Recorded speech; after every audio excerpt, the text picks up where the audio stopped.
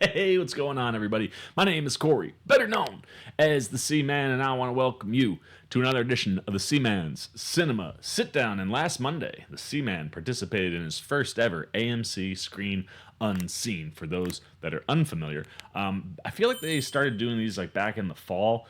And the first time I had talked to somebody like at the theater, I was waiting for like mozzarella sticks or something. Somebody came up to me and was talking about it, and they were like, yeah, like last week we got, and it was a throwback movie. And I was like, oh, that's really cool, man. Like $5. All you get is the rating of the movie, and then you find out what the movie is once it starts playing. Always something I wanted to do, but I wasn't necessarily in a rush with how busy I am to go see an unknown old movie, because it could be literally anything. But recently I heard that they've been doing unreleased upcoming movies, which basically means you're getting an early access screening. And last Monday, it was an R-rated film. There are 3 R-rated films that were coming up this month at that time. It was Abigail, Challengers, and then this movie. And I said, let's roll the dice. I went for a Civil War fan access screening, but they had opened up at 9:45. You want to see my thoughts to that movie, you can see them right up there. But then the 7 o'clock Screen Unseen was then open for me. So I said, let's do it. And we got a movie that I was very, very, very happy we got. I thought it was going to be Challengers, but when it ended up being this one, I was almost more stoked. What are we talking about? Why don't you pull up a chair? Take a seat. We are getting ready to dive in spoiler-free into the Ministry of Ungentlemanly Warfare. That is the latest from Guy Ritchie, and I was ecstatic, man. I sat down in my seat, and like, you know, the different production company like logos and stuff were coming up, and I was like, I think Challengers is also a Lionsgate film. So I saw Lionsgate. I was like, ooh, maybe this is Challengers. And then the first things you hear and see and read are all in reference to World War II and Nazi Germany. And I was like, oh, we getting Guy Ritchie ahead of time. And I had a blast, dude. Like, I'm a big Guy Ritchie fan. And sometimes I think Ritchie can really, really impress you. Like, there are definitely movies that I've walked out and went, damn, like, that Guy Ritchie, he's so damn good. I can't say that that's the case with this movie. I don't think Ritchie is trying to reinvent the wheel. I don't think he's necessarily trying to create something that falls into like the special category. But this is just a rock solid, really, really fun, interesting war story. And that's the thing for me that I think was the big hook here, besides the unbelievable cast that we'll talk about in a few minutes. But for me, it was really the story and what we get from writers Paul Tamasy, Eric Johnson, and Arash Amel around what is one of, if not the first, unsanctioned special ops missions coming out of, British government. Winston Churchill kind of greenlit the idea of bringing in some guys who maybe were willing to do things that don't quite play by the book. Specifically, Henry Cavill's Gus March-Phillips. They let March-Phillips kind of assemble a squad, and their goal is to blow up a German boat that is harboring all of the supplies that the U-boats that the Germans are building need. Now, goes without saying, if those U-boats are fully stocked and out in the world, it would have been very difficult for America to make the voyage over to Europe to join the war. But without those supplies, it kind of opens that pathway up for that opportunity for, British Navy units to not have to deal with these U-boats that can be very quick and extremely destructive. So it's a big mission, and one that was kind of like a linchpin to a lot of different things that I had never heard before. And I really loved how Ritchie and his writers kind of move us through this story. In some people are going to compare this to Inglourious Basterds. I don't think it's quite there, but it's definitely more in that Tarantino ballpark than in your traditional war kind of biopics. And that allows Ritchie and his writing team to have a lot of fun. I am personally someone who thinks that anytime you're killing Nazis, it's probably a good time. So if you're going to make it enjoyable, all the more better. And the way that you're able to take the personalities of these different characters and bring them all together to create really, really tense moments, really, really solid action moments, and then unbelievable comedy this whole movie. I mean, Henry Cavill and Alan Ritchson, their first scene together, and Ritchson is a Swedish soldier. So he's got a Swedish accent going that I was not prepared for. But their first scene together, like on this boat that we meet up with them, and as they're heading to the first piece of their mission, like I saw someone on Twitter go, "These two need to be in a rom-com together," and I wholeheartedly agree with that statement. Like the chemistry, the timing, everything that was going on with the two of them in that scene set a bar where it was like, okay, now I know what we're doing. Like this is gonna be like an all-out Guy Ritchie action comedy. We're gonna have a lot of fun, and then at the end of that scene, you get hit with some of the action. You're like, and it's going to be a little brutal and bloody, and that's even more fun when you're talking about taking out Nazis. So all of that stuff, specifically in that scene, was really working. But throughout the whole course of the movie, I love how these guys are able to bring in comedic beats that fit perfectly with the actors that are there. It's one of the things that I think Ritchie is the best at, is assembling an ensemble cast that does exactly what you need them to do, and there's no, like, not at any point in the movie do you feel like egos are involved or people are like, I'm better than this, but like everybody is just there, whether you're on screen 5 minutes or 2 hours, putting in the work and delivering really, really good material. And the other thing that I like that what we get from the story is that you kind of have two groups functioning at the same time. You have Cavill and his whole crew that he's running as Gus March-Phillips, and then you have two other characters who are already in the town or like at the port where the ship is located. Babs Olusanmokun plays this character Heron. He kind of has an established kind of business thing going there. He has a lot to do with the nightlife for all these different German soldiers that are stationed at this dock. And then Eiza González is kind of his partner, where they're teeing up things, right? You got to set up distractions for the Germans so that March-Phillips and his crew can come in, do what they got to do quick, and get out, hopefully before anybody realizes anything. And watching how these two missions are slowly moving around and then coming together was a lot of fun. And how they're able to dial up, you know, comedic and funny moments when you need them to break some tension, or even do the inverse. Like you've had too much fun, every once in a while you get hit with a suspense moment where you're on the edge of your seat. And personally for me, I think a lot of those come from Eiza González's character. She's kind of in charge of seducing this German. I didn't get the vibe that he was like a captain or a lieutenant or someone like in the military, but an unbelievably influential leader at this dock.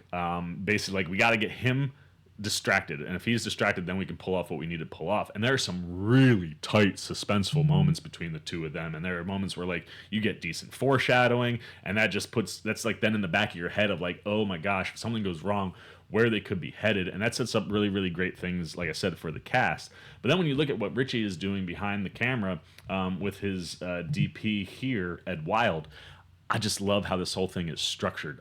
From the action standpoints, I mean, that's something that, you know, Guy is always tremendous at. And I definitely felt like him and Wild were in sync throughout the course of the movie. And, you know, some of these action set pieces are kind of like big overall pieces, you know, explosions and things of that nature. Some of them are just in a larger space, and there's a lot of stuff that's confined to these small, tight, you know, boat ship like hallway corridors. And how they execute the choreography, where they put the camera, it just does all the things that you're used to and that you love about Guy Ritchie action. And the action blends perfectly with all of the comedy that's being built in the script. And the combo together just creates something that's super, super enjoyable. And then Ritchie is so good at pacing. The pacing never skips a beat. Like when you need to take a breath, you need to stop, you need to figure something else out or be introduced a new piece of information, the movie does that. But once you have what you need, this movie is about go, go, go, go. And for a 2-hour film, it plays like 90. You know what I mean? Like, you're always being entertained. It's always moving quick. And when, like I said, you're blending this action and this comedy and then the sometimes political war drama stuff where you get like people in a room talking about things. It's usually the British military trying to get updates about what's going on or setting things up. Like, it just works so well, and I just really love the way that Wild went about setting up his different sequences and how he moves in and out of the action, specifically around Ritchson. Like, Ritchson is somebody who is really good with a bow and arrow. He's going like Lara Croft style, and whether it's the accuracy or the inventiveness, like, he restocks his arrows in very fun ways, and how all that plays and how we move through those moments are just absolutely wonderful. And then when you talk about score from Christopher Benstead, like, again, just perfect for this type of movie. It gets the fun and the action of a World War II movie, and when it needs to get tight or suspenseful, it does that. And that's one of those things where it's like, I think Ritchie does such a good job in picking and choosing where to really highlight those kinds of moments. And as I said before, all of those things are really setting up your cast to just do great work, which starts with Henry Cavill. He's somebody that I've always said I kind of like better when he's got an edge to him, because Cavill, I think, has a natural edge that he can be a good guy, but when he's a little bad, it's better. And it's not necessarily the case here, but like, Superman, I thought his take worked because of that little bit of darkness is something that Cavill can carry. Said the same thing about Mission Impossible and The Witcher. And he's a bad guy in the sense that, like, or a bad boy, I guess you could say, in the sense that, like, he's not always going to follow the rules, but he's going to do whatever he has to do to get the job done.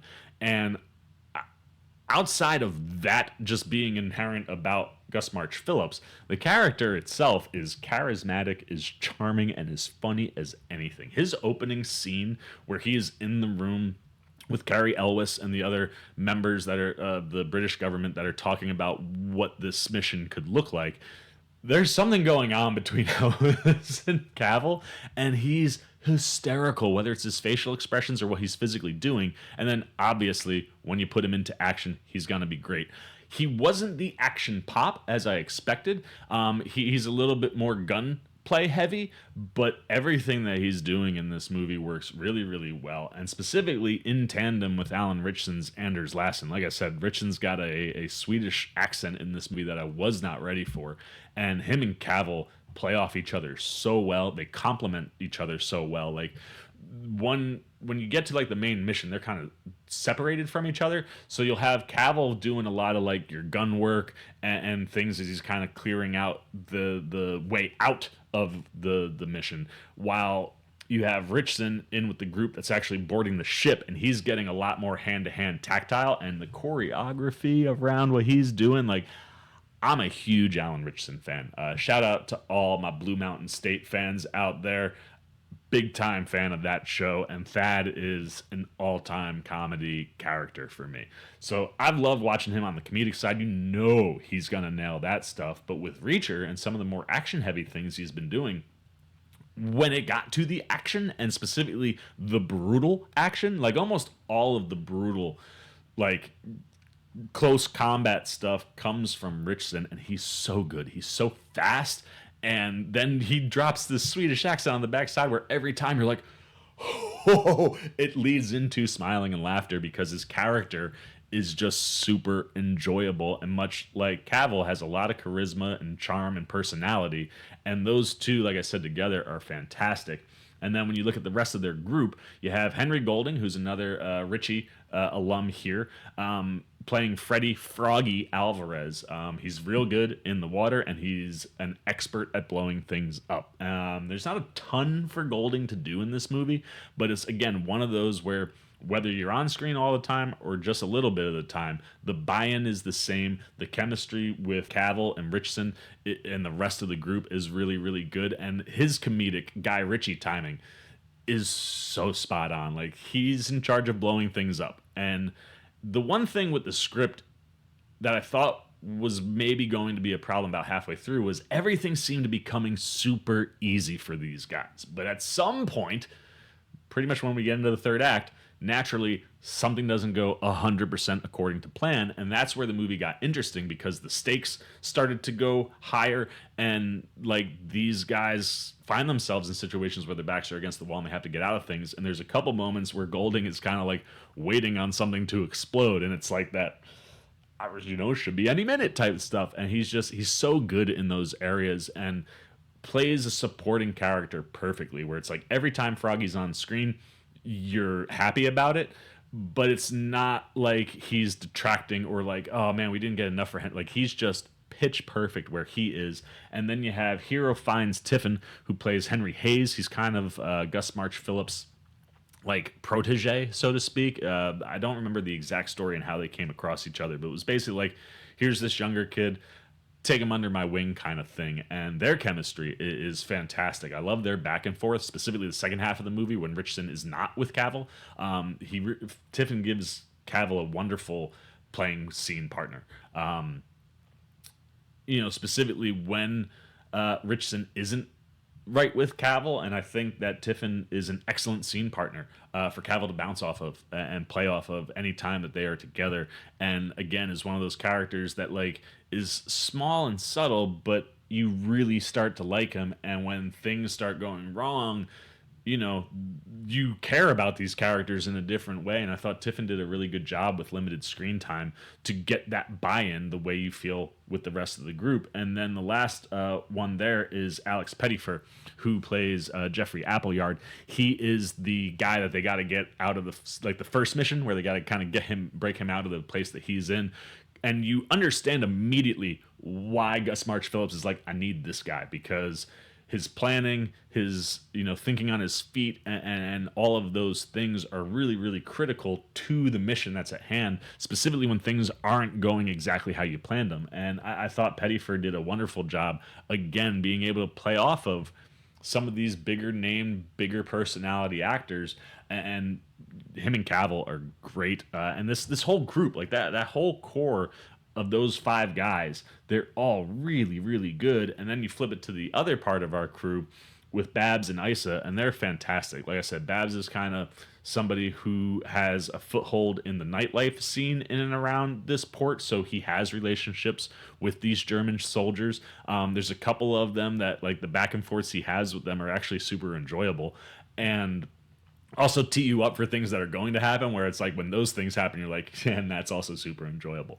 But I love watching how he interacts with, the different German military members. And then same thing, when his back's against the wall or something doesn't go quite as according to plan as you would expect it to, how he thinks on his feet, gets himself in and out of situations, I thought was just really enjoyable. And again, as someone who's easy to root for. And Eiza González, she might be the best thing in this whole movie. Like, she steals every scene she is in, and I was not shocked at all after seeing this movie that both Cavill and González were people Ritchie tapped for his next movie that he's doing with Jake Gyllenhaal.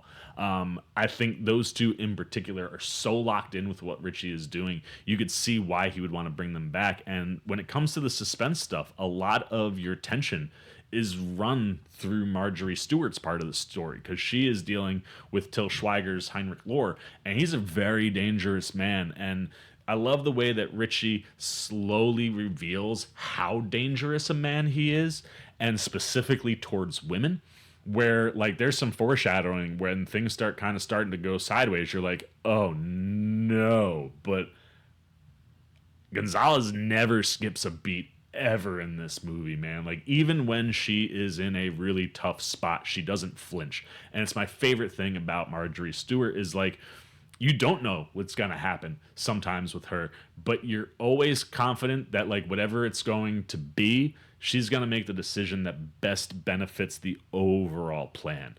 And just her, same thing, charisma and charm. I mean, she has to be alluring to Schweiger's Lohr to distract him, to pull him away from everything, to try to seduce him type of stuff. And Eiza González is very easy on the eye. She's a gorgeous woman.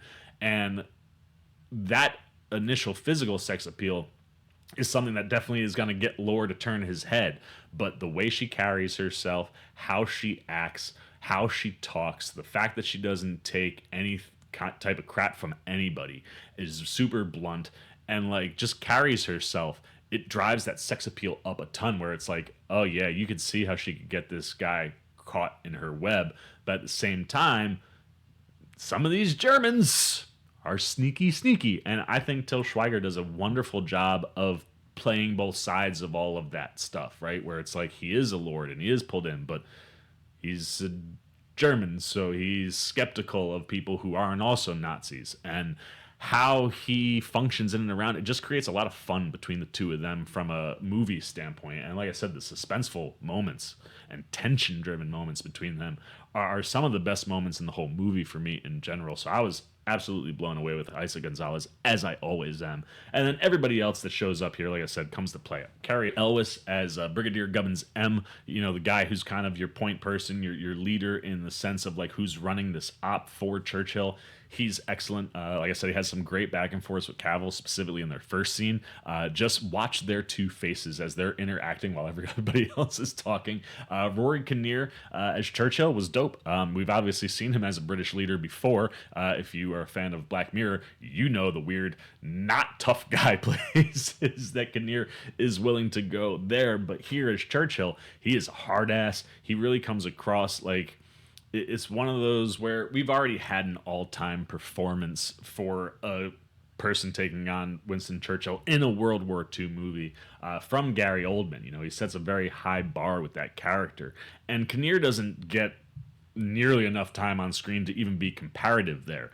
But I thought what he did pull off was in that Churchill realm enough where I was like, good on you, Rory Kinnear. Always like seeing him pop up. He's great. Then you have Freddie Fox, who plays Ian Fleming. Yes, Ian Fleming, who wrote the 007 books, and how he plays into this movie and just how this movie plays into his life. Some of the most fascinating things and reveals that you get at the end of the movie. Like, if you're not familiar with the story and these players, really interesting to see how Ian Fleming does play in and what comes out of that. Like, it was one of those moments where I was like, oh, that's dope, and that's the thing that I like about the story in general, man. Like, it's just there's so many cool things that I didn't know. And yeah, once again, you have one of these Guy Ritchie movies that has an impressive ensemble and just a really enjoyable story for your audience to go on, pretty much a ride with these guys. And this is one of these things where if there are more Gus March-Phillips stories and secret missions that were going on during World War II or at other times, sign me up right now, man. Like, I would take multiple movies in this world with these characters. Even, like, I would love to get this whole group back together, but if you can't do that because history, anything else with Gus March-Phillips, like, give me more if you want. Like, it's one of these things where we just saw Ritchie do this with The Gentleman movie years later, now a TV show on Netflix. I could totally see a Gus March-Phillips TV show coming from Guy Ritchie, and if he did it, I would be here for it because I really dug this movie. So let's get the Sea Maniacs up. Give this one a score. Like I said, I think it's a fascinating story coming out of World War II that I wasn't familiar with, and it's a linchpin story. Like, this mission is so important to World War II.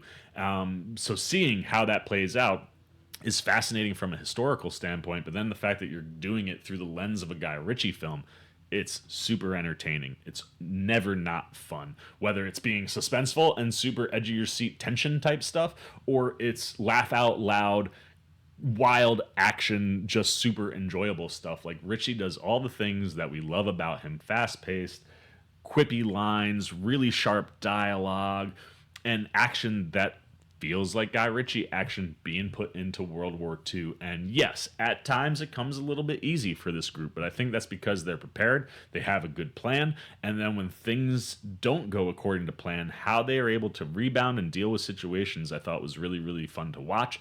And again, those stakes start to raise when you get to the third act because not everything is going as smoothly as it is originally. And then yeah, I mean, everything you get, whether it's the score, the cinematography, the movie looks great, it sounds fantastic, and then this cast is just one of those all-time Guy Ritchie casts. And he has a bunch of those when he does ensembles, but that's because his casting agents are phenomenal. Like, they know him and his material and the type of people that work, and whether it's Cavill or Ritchson or González, everybody in here is just delivering top-notch stuff. There never feels like there's any egos at play. The movie feels like you have a group of people who are having as much fun in the movie as the audience is watching the movie. And yeah, this doesn't reinvent the wheel. Ritchie isn't doing anything special per se, but if you like Guy Ritchie movies, if you like World War II movies, if you like being entertained, I think this is a movie that just checks all those boxes and is a rock solid Guy Ritchie film. I'm going 3.5 out of 5 for the Seaman. I loved it, man. Every once in a while you just need a good popcorn flick, and like if you need 2 hours to kill and you want to be super entertained for those 2 hours, this is the movie you go check out right now, man. It is so much fun. It's so enjoyable, and like I said, at the very least, you walk out going, man, I know something now about history and World War II that I didn't know. And this was a pretty critical mission that then ties into some really cool pop culture things, and his history moments in there that you don't see necessarily coming, that you go, wow, now I have a whole new perspective on something else. So yeah, I think the Ministry of Ungentlemanly Warfare is totally worth your time. It's a great way to spend a night at the movie theater. And if you like Guy Ritchie, if you like Henry Cavill, if you like Alan Ritchson, you like Eiza González, those three in particular are front and center most of the movie. They're all spectacular. The rest of the cast, from Henry Golding all the way down to freaking Rory Kinnear, are all excellent. And yeah, it is just rock solid, good night out at the movies. I definitely think you should go check it out.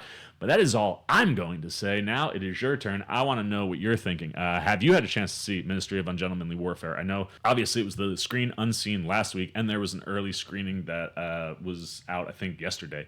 I saw some people seeing it. So if you've had a chance to see it, keep it spoiler-free. But what did you think? Did you have a good time with the movie? Did you enjoy this story coming out of World War II that's not very familiar to people? Did you think there was anything interesting there? What did you think of the comedy, the action, the cast? Are you a Guy Ritchie fan? If you haven't seen the movie, is it on your to-do list? If it wasn't, have we put it on your to-do list? When are you going to see it? Where are you excitement-wise? Good, bad, indifferent? On the Ministry of Ungentlemanly Warfare. Put it down below in the comments section. Look forward to talking to you down there. As always, if you enjoyed this video, please give me a thumbs up. And if you're new, you want to come hang out with the C-Man anytime we're talking movies, TV, trailer, reactions. I just went and saw Sting the other night. If you see my trailer reaction, you know I had a tough time getting through that. I had an easier time getting through the movie, and it was actually a pretty fun creature feature. If you want to be here to see my thoughts on that, hopefully we start seeing some of the trailers, or at least footage that was coming out of CinemaCon in the coming weeks. So if you want to see my reactions to any of those things, you dig the vibe, you want to show a little love and support to the old C-Man, well, hey, come join C-Maniac Nation. Super easy. Jump over there, hit that subscribe button, hit that little bell if you want those alerts. And until next time, for the C-Man's Cinema Sit Down, I've been the C-Man. I'm signing off. Peace. Hey, what's up, C-Maniac Nation? Winter Ken here, where we grow out our roots and our beard, letting you know that you can see some new C-Man videos right up here and right down here. And if you want all those videos and show that man a little love and support, come join C-Maniac Nation right over there, and the C-Man will catch you on the next one.